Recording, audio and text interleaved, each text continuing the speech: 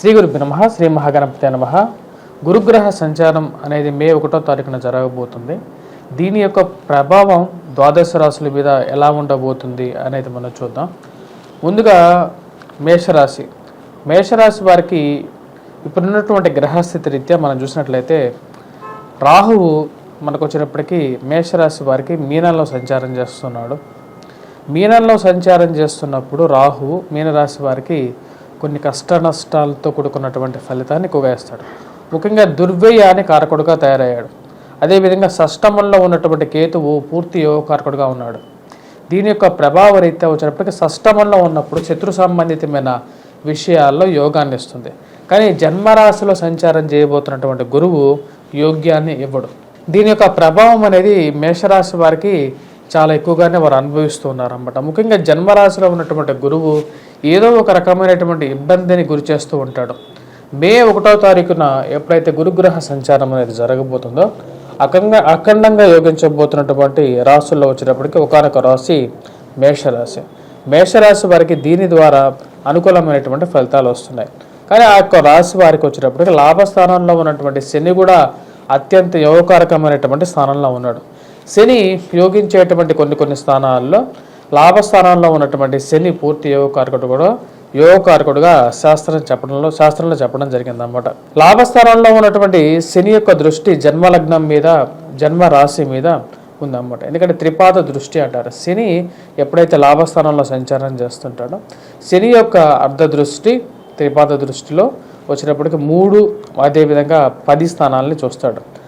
అదేవిధంగా ఎప్పుడైతే కుంభంలో ఉన్నటువంటి యొక్క శని తనని చూసేటువంటి దృష్టి వచ్చినప్పటికీ మేష రాశి వారి మీద ఉంటుంది. జన్మరాశి మీద ఉండటం వల్ల ఆరోగ్యపరంగా ప్రభావం మరియు అదేవిధంగా జన్మరాశిలో ఉన్నటువంటి గురువు కూడా అంత యోగ్యాన్ని ఇవ్వడు. అదేవిధంగా ఇక రాశి వారికి వచ్చినప్పటికీ శని చూసేటువంటి దృష్టి మనం చూసినట్లయితే వృశ్చిక రాశి వారి మీద ఉంటుందన్నమాట. ఎందుకంటే తను అర్ధాష్టమ శని మరి అదేవిధంగా రాజ్యస్థానం మీద కూడా ఉంటుంది. దీని యొక్క ప్రభావం అనేది ఈ యొక్క రాశి వారి మీద మనం చూసినట్టు అష్టమం మీద ఉంటుంది. అంటే మేషరాశి వారికి అష్టమ స్థానం ఆరోగ్యపరంగా కూడా కొన్ని చిక్కులు. కానీ రేపు రాబోతున్నటువంటి మే 1వ తారీఖు నుంచి ఈ రాశి వారికి వచ్చేటప్పటికి అఖండమైనటువంటి మార్పు జీవితకాలంలో ఒక మార్పు అనేది రాబోతుంది అన్నమాట. ముఖ్యంగా వచ్చేటప్పటికి ఈ విషయం మేషరాశి వారికి ఎలా అనుకూలించబోతున్నది, ఎటువంటి ఫలితాలు ఇవ్వబోతుంది అనేది మనం చూద్దాం. మేషరాశి వారికి వచ్చేటప్పటికి అనుకూలమైనటువంటి ఫలితాలుగానే చెప్పవచ్చు. ధన సంబంధితమైన వ్యవహారాల్లో అనుకూలంగా ఉండబోతుంది. అదేవిధంగా ఇరుగు పొరుగు సఖ్యత విషయంలో అనుకూలమైనటువంటి ఫలితాలు మే 1వ తారీఖు నుంచి వీరు పొందగలుగుతారు. మీనరాశి వారు గత సంవత్సరంలో ఎటువంటి ఫలితాలు పొందారో అంతకన్నా మంచి ఫలితాలు ఇక మేషరాశి వారికి రాబోతున్నాయి అన్నమాట. మొదటిగా చెప్పాలంటే మే 1వ తారీఖు నుంచి ఈ రాశి వారికి ఇరుగు పొరుగు సఖ్యత విషయంలో బంధువర్గంలో మరియు అదేవిధంగా స్నేహితులు మధ్య అనుకూలమైనటువంటి ఫలితాలు అనేది పొందగలుగుతారు. వాటితో పాటు ఈ యొక్క రాశి వారికి సంతాన సంబంధితమైన విషయాల్లో అనుకూలంగా ఉంటుందన్నమాట. ఎందుకంటే ధనస్థానం అనేది కేంద్రంగా మనం చెప్పాలి అంటే కుటుంబ వృద్ధికి కారకంగా ఉంటుంది. అదేవిధంగా కుటుంబంలో ఒకరికి ఉద్యోగం రావటం అనేది జరుగుతుందన్నమాట. ఆ యొక్క విషయంలో ఎటువంటి సందేహం అనేది లేదు. మరి అదేవిధంగా ఈ యొక్క రాశి వారిని మనం బాగా గమనించినట్లయితే కుటుంబ వృద్ధితో పాటు వివాహ సంబంధితమైన విషయాలకి కూడా వివాహం చేసుకోవటానికి కూడా ఇది అనుకూలమైనటువంటి కాలంగా చెప్పవచ్చు. సంతాన సంబంధితమైన విషయాల్లో మనం బాగా గమనించినట్లయితే గురువు ఎప్పుడైతే ధనస్థానంలోకి రాగలుగుతాడో గురువుకు ఉండేటువంటి దృష్టిల్లో వచ్చిన పంచమ దృష్టి అదేవిధంగా భాగ్య దృష్టి అనేది ఉంటుంది. ఉద్యోగపరంగా అనుకూలమైనటువంటి స్థానం అనేది వీరు పొందగలుగుతారు.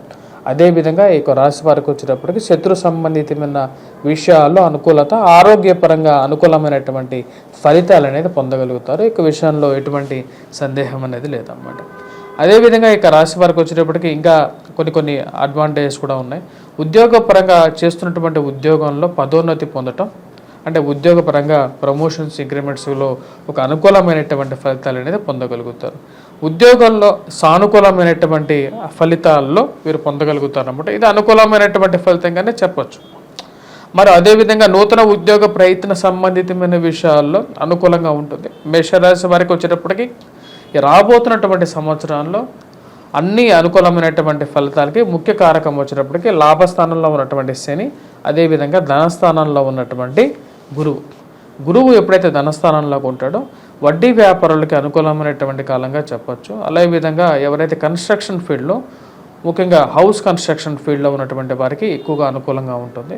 గృహ నిర్మాణ సంస్థల్లో పనిచేస్తున్నటువంటి వారికి కూడా అనుకూలమైనటువంటి ఫలితాలు ఉంటాయి. హౌసింగ్ కన్స్ట్రక్షన్, మళ్ళీ హౌసింగ్ లోన్స్ చేస్తున్నటువంటి వారికి కూడా బిజినెస్ అనేది జరుగుతుంది. వడ్డీ వ్యాపారస్తులకి అనుకూలమైనటువంటి కాలంగా సంవత్సరం రోజులు ఉంటుంది. అదేవిధంగా ఫైనాన్షియల్లో, స్పెక్యులేషన్స్లో ఇన్వెస్ట్మెంట్స్, స్టాక్ మార్కెట్లో ఇన్వెస్ట్మెంట్స్కి అనుకూలమైనటువంటి కాలంగానే చెప్పవచ్చు. అదేవిధంగా ఇక రాశిలో ఉన్నటువంటి వారు ఎవరైతే ముఖ్యంగా ఈ హాస్పిటల్స్లో కానీ లేకంటే హౌస్ బ్రోకర్స్గా పనిచేస్తుంటారో వారికి కూడా అనుకూలంగా ఉంటుంది. మరియు వడ్డీ వ్యాపారాలతో పాటు ఎవరైతే స్కూల్ మేనేజ్మెంట్స్ వారికి అనుకూలంగా ఉంటుంది. స్కూల్ మేనేజ్మెంట్స్తో పాటు ఎవరైతే ముఖ్యంగా ఈ యొక్క సంస్థల్లో పనిచేస్తుంటారో స్కూల్కి సంబంధించినటువంటి స్టేషనరీస్ కానీ లేకపోతే స్కూల్కి ముద్రణా రంగంలో పనిచేస్తున్నటువంటి వారికి అనుకూలంగా ఉంటుంది. టీచర్స్కి చాలా అనుకూలమైనటువంటి ఫలితాలని ఎక్కువగా ఇస్తుంది అన్నమాట. మేషరాశి వారికి ఈ సంవత్సరం అనుకూలమైనటువంటి ఫలితాలుగానే ముందుగానే చెప్పడం జరిగిందన్నమాట.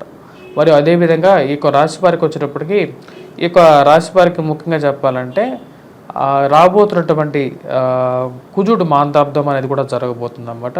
మోస్ట్లీ ఆగస్టు సెప్టెంబర్లో ఇక మాందాబ్దం అనేది జరుగుతుంది. ఇక మాందాబ్ద రీత్యా మనం చెప్పాలి అంటే మాందాబ్దం ఎప్పుడైతే ఎక్కడ జరుగుతుందంటే మిథునంలో, అదేవిధంగా కర్కాటకంలో జరుగుతుంది అన్నమాట. కర్కాటకంలో ఎప్పుడైతే కుజుడు సంచారం జరుగుతుంటుందో కుజుడు నీచత్వం పట్టబోతున్నాడు అన్నమాట. అంటే చతుర్థంలో కుజుడు నీచత్వం పట్టబోతున్నప్పుడు దాని యొక్క ప్రభావం అనేది రాశి వారి మీద ఎక్కువగా ఉంటుంది. సో కాబట్టి ముఖ్యంగా ఆగస్టు సెప్టెంబర్లో ఎప్పుడైతే కుజ మాందాబ్దం జరుగుతుందో కుజుడు నీచత్వం పట్టబోతున్నాడు. ఆ టైంలో కొద్దిగా జాగ్రత్తగా ఉండాల్సినటువంటి ముఖ్యమైనటువంటి సూచనగా కూడా చెప్పడం జరుగుతుంది. ఓవరాల్గా వచ్చేటప్పటికి గురుగ్రహ సంచారం అనేది ఈ యొక్క రాశి వారికి అనుకూలమైనటువంటి ఫలితాలు ఇస్తుంది. గృహవాహన కొనుగోలు సంబంధితమైన విషయాలు, నూతన వాహనం కొనుక్కోవటం కానీ గృహం కొనుక్కోవటంలో కానీ అనుకూలమైనటువంటి ఫలితాలు అనేది ఇస్తుంది. వృధా ఖర్చును కూడా తగ్గించుకోవాలి. రాహు సరైనటువంటి స్థానంలో లేడు.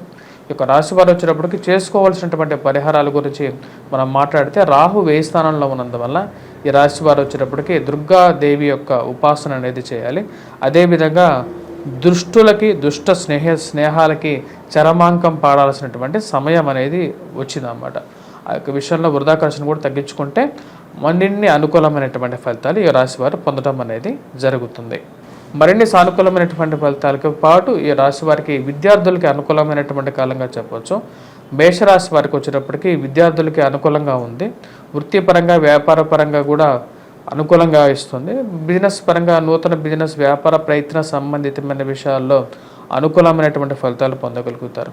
మరియు అదేవిధంగా ఈ రాశి వారికి వచ్చేటప్పటికి విద్యార్థులు ఎవరైతే గ్రూప్స్, సివిల్స్ కోసం ప్రిపేర్ అవుతున్నారో, అంటే ఉద్యోగం చేస్తున్నటువంటి వారు, అదేవిధంగా నూతన ఉద్యోగ ప్రయత్నాల గురించి ప్రయత్నం చేస్తున్నటువంటి వారు కూడా అనుకూలమైనటువంటి ఫలితాలు పొందగలుగుతారు.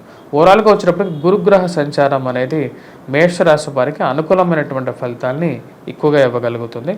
సో ఈ రాశి వారికి వచ్చేటప్పటికి ముఖ్యంగా వీరు కొంచెం జాగ్రత్తగా ఉండాల్సింది వచ్చేటప్పటికి ఆగస్టు సెప్టెంబర్లో కొంచెం జాగ్రత్తగా ఉన్నట్లయితే సరిపోతుంది. ఇప్పటిదాకా మీరు గురుగ్రహ సంచారం అనేది ఎలా ఉండబోతుంది అని చెప్పాను.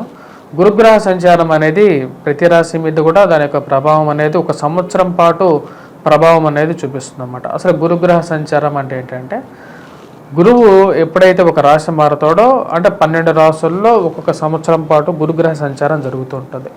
ఎప్పుడైతే గురుగ్రహ సంచారం జరుగుతుందో అప్పటి నుంచి మనకు గురువు పుష్కరణి, అందుకని గురువు ఒక నదిలోకి, అంటే మనకు 12 జీవనదుల్లో ఒక్కొక్క నదిలోకి గురువు ఆ యొక్క నక్షత్రంలో మారినప్పుడు, అంటే ఆ రాశిలోకి మారినప్పుడు మనకు పుష్కరాలు రావటం అనేది జరుగుతుంది.